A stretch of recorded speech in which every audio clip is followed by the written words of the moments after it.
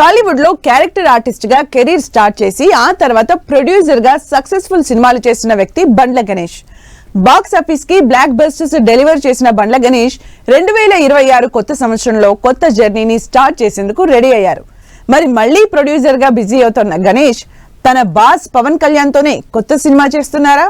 పరమేశ్వర art productions banner పై వరుసగా star హీరోలతో సినిమాలు ప్రొడ్యూస్ చేశారు బండ్ల గణేష్.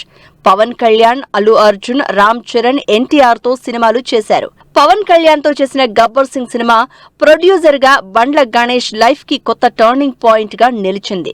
అలాగే 2015లో ఎన్టీఆర్ తో చేసిన టెంపర్ సినిమా బ్లాక్ బస్టర్ తర్వాత సినిమాల్ని ప్రొడ్యూస్ చేయని బండ్ల గణేష్ లాంగ్ బ్రేక్ తర్వాత 2026 న్యూ ఇయర్ లో కొత్త జర్నీ మొదలు పెట్టేందుకు రెడీ అయ్యారు. బ్లాక్ బస్టర్స్ పేరునే బ్యానర్ నేమ్ గా చేసుకుని కొత్త ప్రొడక్షన్ హౌస్ అనౌన్స్ చేశారు Bandla Ganesh.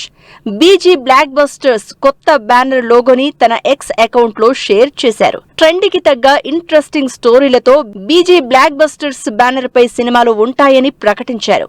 BG blockbusters banner పై తెరకెక్కే సినిమాకి సంబంధించి మరిన్ని వివరాలు 2026 లో ప్రకటించే ఛాన్స్ ఉంది.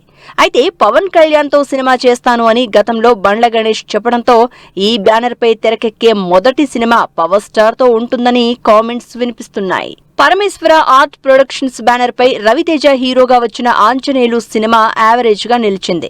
ఆ తర్వాత పవన్ కళ్యాణ్ తో చేసిన తీన్ మార్ది సేమ్ రిజల్ట్. అయితే ఈ రెండు సినిమాల రిజల్ట్ కి మించి బ్లాక్ బస్టర్ పదానికి అసలైన అర్థం చెప్పింది పవన్ కళ్యాణ్ తో చేసిన గబ్బర్ సింగ్.